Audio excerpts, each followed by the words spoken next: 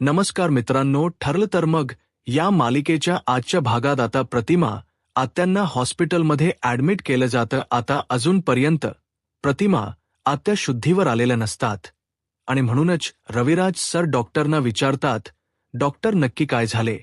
प्रतिमाला ते अजूनही ग्लनेत का आहे, ते डोळे का उघडत नाहीये? तर आता डॉक्टर म्हणू लागतात, पेशंटच ब्लड सॅम्पल आपण घेतलंच आहे, जोपर्यंत रिपोर्ट हातात येत नाही तोपर्यंत आपण काही सांगू शकत नाही. त्यामुळे सर्वांना आता ब्लडच्या रिपोर्टची वाट पाहावी लागेल. तर त्याचवेळी नर्स आता ब्लडचे रिपोर्ट घेऊन येतात. आता डॉक्टर ते रिपोर्ट पाहतात आणि त्यातील काही गोष्टी सांगताच रविराज सरांना धक्काच बसतो. आता अर्जुन सायली हेही खूप घाबरून गेलेले असतात.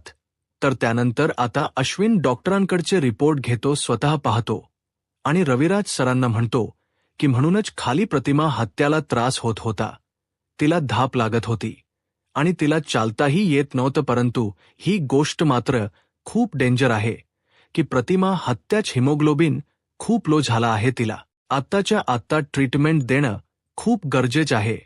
तर रविराज सर म्हणतात, मग वाट कशाची बघतोय अश्विन? अरे तिच्यावर ट्रीटमेंट करायला सुरुवात कर, अश्विन म्हणतो. परंतु आता तिला ब्लड द्यावं लागेल. रविराज सर म्हणतात, मग काय झालंय, ब्लड द्या ना तिला. तर त्यावेळी डॉक्टर म्हणू लागतात, त्यांचा ब्लड ग्रुप ओ निगेटिव्ह आहे. तर अश्विन म्हणू लागतो, आणि ओ निगेटिव्ह ब्लड हे खूप रेअर आणि आता तरी हॉस्पिटलमध्ये उपलब्ध नाहीये. आता हे ऐकल्यानंतर सायली अर्जुनला धक्काच बसतो. तर अश्विन म्हणतो, रविराज काका तू काळजी करू नकोस, आम्ही त्या ब्लड ग्रुपची व्यवस्था लवकरच करू आणि लवकरात लवकर प्रतिमा त्याला बरं करण्यासाठी प्रयत्नही करू.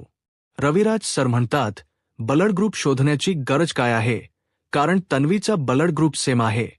तर आता अश्विन म्हणू लागतो, परंतु रविराज काका असं होत नसतं. कधी कधी आई आणि मुलीचा ब्लड ग्रुप सेम असू शकत नाही, त्यामुळे तन्वीचा ब्लड ग्रुप ओ निगेटिव्हच असेल असं आपण नाही सांगू शकत. रविराज सर म्हणतात, मी खात्रीशीर सांगतोय, कारण तन्वी लहान असताना आम्ही तिचा ब्लड ग्रुप चेक केला होता. त्याचवेळी आम्हाला कळालं की प्रतिमाचा आणि तिचा ब्लड ग्रुप सेम आहे. तर आता अश्विन म्हणू लागतो, मग तर प्रश्नच मिटला, म्हणजे आता आपलं अर्ध काम पूर्ण झालं आहे. मी आताच तन्वीला फोन करून हॉस्पिटलला बोलावून घेतो. असं म्हणत अश्विन आता बाहेर येतो आणि प्रियाला फोन करतो. तर इकडे सुभेदारांच्या घरी ज्यावेळी प्रियाला फोन येतो त्यावेळी प्रिया म्हणते, अश्विनचा फोन आला आहे. तर सर्वच जण म्हणतात, स्पीकरवर ठेव. आता प्रियाला वाटत असतं की अश्विनने असाच फोन केला असावा आणि म्हणूनच ती फोन स्पीकरवर ठेवते आणि म्हणू लागते, बोल अश्विन. तर अश्विन म्हणतो, तन्वी तू आत्ताच्या आत्ता हॉस्पिटलला निघून ये. तर आता प्रिया म्हणू लागते, काय झाले अश्विन, माझी आई तर ठीक आहे ना? तर अश्विन म्हणतो, हो प्रतिमा हत्या ठीक आहेत, परंतु त्यांना अजून ठीक करण्यासाठी ब्लड सॅम्पलची गरज आहे आणि तुझं ब्लड सॅम्पल प्रतिमा हत्यांच्या ब्लडशी मॅच होत्या. तुझा ब्लड ग्रुप ओ निगेटिव्ह आहे. तर आता हे ऐकताच प्रिया म्हणू लागते, मी रक्त द्यायचं आहे. तर अश्विन म्हणतो, मग अजून कोण देणार आहे? अगं आज तुझ्या आईला रक्ताची गरज आहे आणि तुझा ब्लड ग्रुप जर मॅच होत असेल तर तूच रक्त देणार आहेस ना? आणि तुला तर माहीत आहे ना, जर ब्लड डोनेट करायचं असेल तर सेम ब्लड ग्रुप लागतो. मग आहे तुझा तो कारण. रविराज काका आत्ताच म्हणालेत की तुझा आणि प्रतिमा आत्यांचा ब्लड ग्रुप सेम आहे. तू लहान असताना तुझी ब्लड टेस्ट केली होती आणि त्यावेळीच त्यांना कळालं की तुझा सुद्धा ओ निगेटिव्हच ब्लड ग्रुप आहे. त्यामुळे आत्ता येऊन तू प्रतिमा आत्याला ब्लड द्यायचं आहे. आता मात्र प्रियाला काय बोलावं काहीच कळत नाही. प्रियाची बोलतीच बंद झालेली असते. तर अश्विन म्हणतो, हॅलो काय झालं, ऐकतेस ना तू? तर आता प्रिया म्हणते, हो हो ऐकते मी. तर अश्विन म्हणतो, पुढच्या 15व्या मिनिटाला तू मला इथे हजर हवी आहेस. असं म्हणत अश्विन फोन ठेवतो. तर इकडे प्रिया घाबरून गेलेली असते. प्रिया मनाशीच म्हणते, आता मी हॉस्पिटलला तरी कशी जाऊ? जर मी हॉस्पिटलला गेले आणि तिथे माझं ब्लड टेस्ट केलं गेलं तर सगळ्यांना कळेल की ओ निगेटिव्ह माझा ब्लड ग्रुपच नाहीये. म्हणजे असं होईल की मी तन्वी नाहीये हे कागदोपत्री सिद्ध होईल नाही, असं होऊन चालणार नाही. आता प्रियाला काय करावं काहीच कळत नाही. तर आता सर्वजण प्रियाकडे पाहत असतात, परंतु प्रिया काही अजूनपर्यंत हॉस्पिटलला जायला बाहेर पडलेली नसते.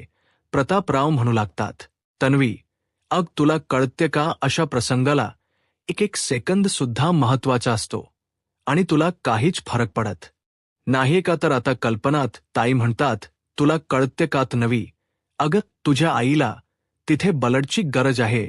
अगं जा पटकन आणि तिला रक्त दे आणि गेल्या गेल्या लगेच तू रक्त द्यायचं आहे.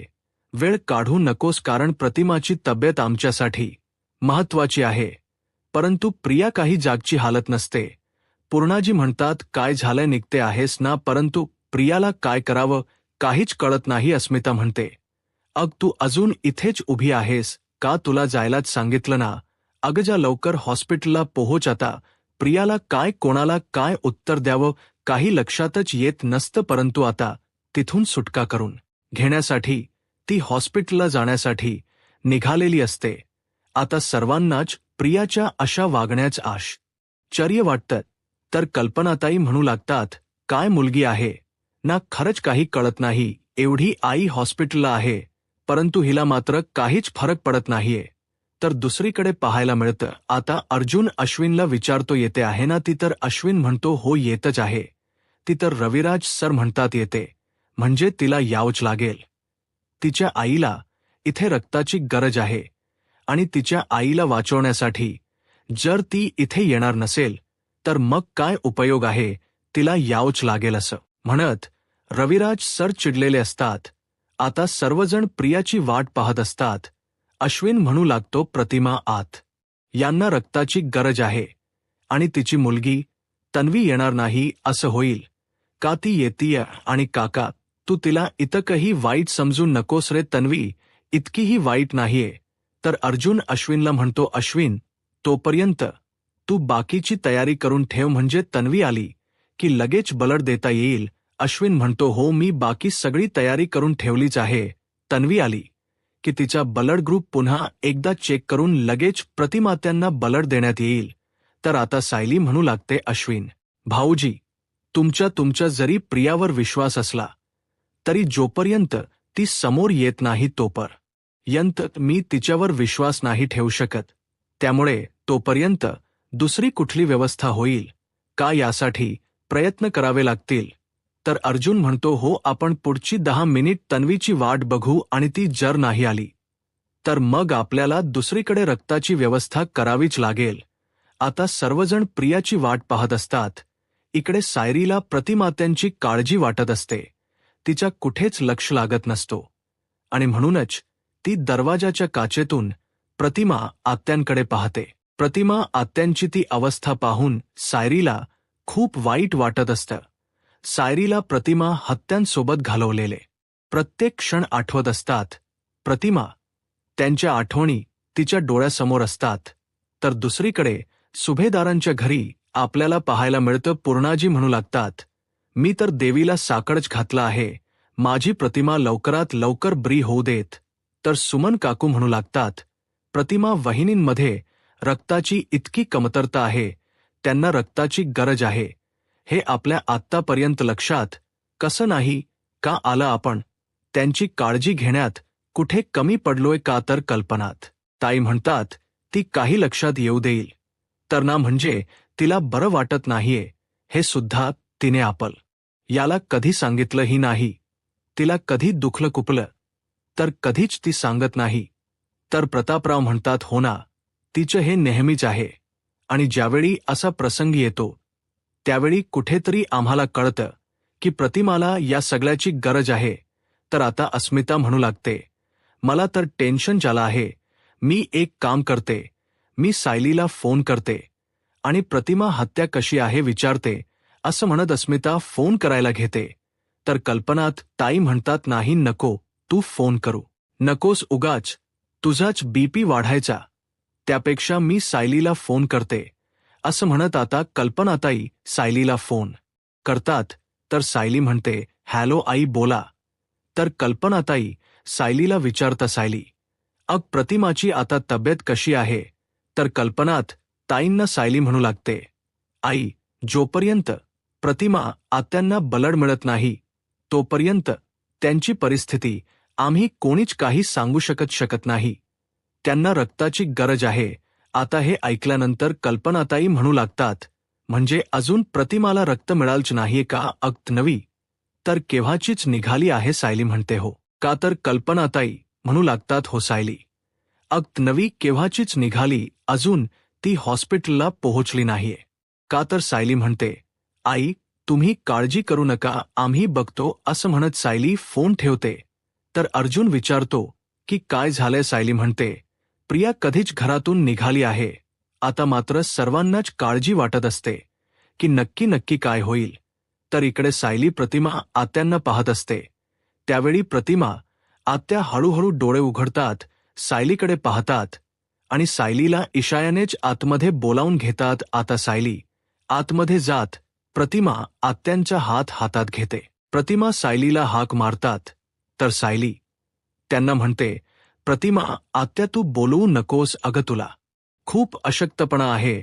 असं म्हणत सायली मायेनेच प्रतिमा आत्यांच्या डोक्यावरून हात फिरवते. त्यांना शांत झोपे असतात. तर त्यानंतर अर्जुन सायलीला ज्यूस आणून देतो. तर अश्विन म्हणू लागतो, आपण किती लकी आहोत ना, म्हणजे प्रतिमा त्यांचा ब्लड ग्रुप आणि सायली वहिनीचा ब्लड ग्रुप मॅच होतो आणि म्हणूनच आज प्रतिमा हात त्यांच्या जीवावरचा धोका टाळला आहे. म्हणजे जर तासाभरात प्रतिमा हत्यांना ब्लड मिळालं नसतं तर खरंच त्यांच्या जीवाला धोका निर्माण झाला असता. तर आता सायरी म्हणते, पण आता प्रतिमा ठीक आहेत ना अश्विन भाऊजी? त्या शुद्धीवर येतील ना? तर अश्विन म्हणतो, हो मला तरी वाटते की उद्या सकाळपर्यंत प्रतिमा त्याला डिस्चार्जही मिळेल. आता हे ऐकल्यानंतर सायली खुश होते. आता नाटके प्रिया रडण्याच नाटक करत धावत येते आणि म्हणू लागते, अश्विन चल, माझ्या आईला मला रक्त द्यायचं आहे. अश्विन चल. आता अश्विन शांत उभा असतो. प्रिया म्हणते, काय झालं अश्विन? अरे चल ना, मला माझ्या आईला रक्त द्यायचं आहे, तिला वाचवायचं आहे. अश्विन म्हणतो, कुठे होतीस तू? तर प्रिया म्हणते, अश्विन अरे तू फोन केलास आणि मी लगेच निघाले होते. अश्विन म्हणतो, हो का? मग मी तुला किती वेळाला फोन करण्याचा प्रयत्न केला तर तू फोन उचलला नाहीस आणि तुझा फोन स्विच ऑफ करून ठेवलास. प्रिया म्हणते, नाही अश्विन, अरे माझा फोन तर सायलेंटवर होता, त्यामुळे मला कळालंच नाही. अरे मी घरातून निघाले, परंतु ज्यावेळी मी निघाले त्यावेळी तू मला सांगितलंच नव्हतं की कुठल्या हॉस्पिटलला यायचं आहे आणि मी तुला फोन करायला घेतले तर माझा फोन स्विच ऑफ झाला होता. मला काय करावं काहीच कळत नव्हतं. मग मी एरियातल्या सगळ्या हॉस्पिटलला फिरले आणि म्हणूनच मला यायला उशीर झालाय. पण अश्विन आता तू उशीर का करतोयस? माझ्या आईला रक्ताची गरज आहे ना, मग चल ना, मी देते रक्त. तर अश्विन म्हणतो, त्याची काहीही गरज नाही, तू रक्त देण्याची गरज नाही, कारण प्रतिमात यांना ब्लड मिळाला आहे. आता प्रिया नाटक करत हात जोडत म्हणते, बरं झालं, उपकार झालेत देवाचे. अश्विन रागानेच प्रियाकडे पाहत असतो. तर प्रिया म्हणते, अश्विन माझी आई आता ठीक आहे ना, ते शुद्धीवर येईल ना रे? आता प्रियाची ही नाटक सायली अर्जुनला चांगलीच माहीत असतात, त्यामुळे त्या दोघेही काहीच बोलत नाहीत. तर अश्विन प्रियाकडे पाहतो आणि म्हणू लागतो, ती बेशुद्ध नाहीये, ग्लनित आहे, परंतु ती लवकरच ब्री होईल. आता प्रिया हात जोडण्याची नाटक करत देवाला प्रार्थना करत म्हणते, नशीब बरं झालं माझी आई ब्री होते. तर आता सायली अर्जुन तीच याकडे दुर्लक्ष करतात, परंतु अश्विनला मात्र प्रियाची ही नाटक खरी वाटत असतात. अश्विन म्हणतो, तन्वी शांत हो, रडू नकोस. आता प्रतिमा त्यांची तब्येत ठीक आहे आणि आता काळजी करायचं काहीच कारण नाही. तर प्रिया नाटक करत म्हणते, माझी आई बरं झालं की माझ्या आईला लवकरात लवकर बरं वाटते. मी माझ्या आईला अशा अवस्थेत नाही रे पाहू शकत अश्विन. तर दुसरीकडे सायली अर्जुन घरी पोहोचतात. अर्जुन विचारत असतो. तर सायली अर्जुनला म्हणते, आज जर प्रतिमा त्यांना वेळेत रक्त मिळालं नसतं तर विचार करून माझा जीव गेला असता. तर आता अर्जुन विचारत असतो. त्यावेळी सायली अर्जुनला म्हणते, तुम्ही प्रियाचा विचार करताय ना? तर अर्जुन म्हणतो की हो म्हणजे बघ ना ती हॉस्पिटलला तर वेळेत पोहोचलीच नाही, पण तिने कारण सुद्धा इतकं असं वेगळं आणि सहजच दिलं की ते पटण्यासारखंही नव्हतं. सायली म्हणते, मलाही तेच कळत नाहीये की ती प्रतिमा त्यांना रक्त देण्यासाठी वेळेत का आली नाही. हे सगळं काही तिने मुद्दामच केलं असावं का? पण असं कोण वागू शकतं? जर आपल्या आईला रक्ताची गरज असेल तर कुठलीच मुलगी अशी वागू शकत नाही, पण अशी असू शकते का? म्हणजे स्वतःच्या आईला ती रक्तही देऊ शकत नाही. मला तरी वाटते की ही सगळी काही तिची नाटके आहेत, पण ती अशी का वागते तेच कळत नाहीये. अर्जुन म्हणतो, मलाही तेच कळत नाहीये. म्हणजे ती हॉस्पिटलला येण्यामागे नक्कीच काहीतरी कारण आहे, आणि तेही साधं सोपं कारण नाहीये किंवा छोटं नाहीये. मला तरी वाटतं की या सगळ्यामागे कुठलं तरी मोठं असं कारण आहे. आता सायली सुद्धा विचार करू लागते. तर अर्जुन म्हणतो की मला असं वाटते की हे आजचं प्रियाचं वागणं सुद्धा नागराजच्या कोड्याशी रिलेटेड असेल. आता सायली अर्जुन विचार करत असतात, तर सायली अर्जुनला म्हणते, नागराजने आपल्याला जे कोड घातले त्यामागे नक्की काय काय असू शकतं, आणि आपल्या विचारात काय काय गोष्टी येतात त्या सगळ्या काही लिहून काढायला हव्यात असं मला तरी वाटते. अर्जुन म्हणतो, गुड आयडिया. आता सायली वही आणि पेन घेते, आणि आता या सगळ्या मागे नक्की काय षड्यंत्र असू शकते हे कळावं यासाठी सगळे पॉइंट लिहून काढायचं ठरवतात. आता सायली अर्जुन चर्चा करतात आणि त्यानुसार सगळं लिहून काढत असतात. तर त्याचवेळी कल्पना ताई सायलीला आवाज देतात आणि म्हणतात, सायली जरा खाली येतेस का? तर सायली म्हणते, आलेच आई. असं म्हणत सायली अर्जुनला म्हणते की पटकन येते. असं म्हणत सायली आता पेन आणि नोटबुक तिथे न ठेवता हातातूनच ती खाली घेऊन येते आणि कल्पना ताईंना विचारते, आई काय झालं? तर कल्पनाताई सायलीला म्हणतात, सायली अगं उद्या प्रतिमा घरी येईल नाग. तर सायली म्हणते, हो म्हणजे अश्विन भाऊजी तरी तसं म्हणाले आहेत. तर कल्पनात ताई म्हणतात, बरं झालं, म्हणजे उद्याची धुळवड आपण दरवर्षीप्रमाणे साजरी करू शकतो. पण उद्या काय काय सामान लागेल ते आपल्याला बघावं लागेल. तर आता सायली म्हणते, आई मी बघितलं आहे, आणि ते काय आहे ते सगळं काही आपण लिहून घेऊयात का? म्हणजे बरं पडेल. कल्पनाताई म्हणतात, बरं लिहून घे, म्हणजे उद्या मी विमलला आणायला सांगेन. आता सायली आणि कल्पना ताई चर्चा करतच नक्की घरामध्ये काय काय साहित्य लागेल त्या सगळ्याची यादी करत असतात. आणि त्याचवेळी प्रिया आलेली असते. प्रिया किचनमध्ये पाणी पिण्याचं नाटक करत किचनमध्ये उभी असते आणि या दोघींच बोलणं ऐकत असते. आता कल्पना ताई आणि सायलीची यादी तर बनवून झालेली असते. आता यादी बनवून होताच सायली म्हणू लागते, आई उद्या मीच एक काम करते, मीच मार्केटला जाते आणि हे सगळं काही घेऊन येते. कल्पना ताई म्हणतात, अगं तूच किती धावपळ करणार आहेस? काही नको, तू आणि अर्जुनने उद्या फक्त एन्जॉय करायचे आहे. अगं दरवर्षीप्रमाणे यावर्षी सुद्धा तुम्ही डान्स करायचा आहे. हा तर सायली म्हणते, बरं. आता कल्पनाताई यादी घेऊन तिथून निघून जातात. तर इकडे सायली पाहते तर प्रिया किचनमध्ये असते, परंतु सायली प्रियाशी काहीही न बोलता तिथून निघून जाते. परंतु जाताना मात्र सायली आपली डायरी तिथेच ठेवून जाते. आता सायलीची डायरी तिथे असते आणि त्याच संधीचा फायदा घेत प्रिया ती डायरी पाहण्यासाठी येते. आता प्रिया ती डायरी पाहते तर त्यामध्ये प्रियाच नाव लिहिलेलं असतं आणि खाली पॉइंट लिहिलेले असतात. प्रिया ते पाहून तिला धक्का हसतो. प्रिया म्हणू लागते, यामध्ये माझं नाव का लिहिलेलं आहे आणि हे कसले मुद्दे आहेत? तसम हणत प्रिया आता त्या डायरीच पान फाडून घेऊन जाते. तर इकडे अर्जुन सायलीला म्हणतो, त्यामध्ये अजून एक पॉइंट ऍड कर. परंतु सायलीच्या लक्षात येतं की आपली डायरी तर खालीच राहिली आहे. सायली म्हणते, एक मिनिट मी आलेच. असं म्हणत सायली खाली येत असते, परंतु इकडे मात्र तोपर्यंत प्रिया ते पान घेऊन गेलेली असते. आता सायली येऊन पाहते, परंतु डायरीतली पान मात्र गायब असते. आता सायलीच्या लक्षात येतं की हे प्रियाचट कारस्थान असावं.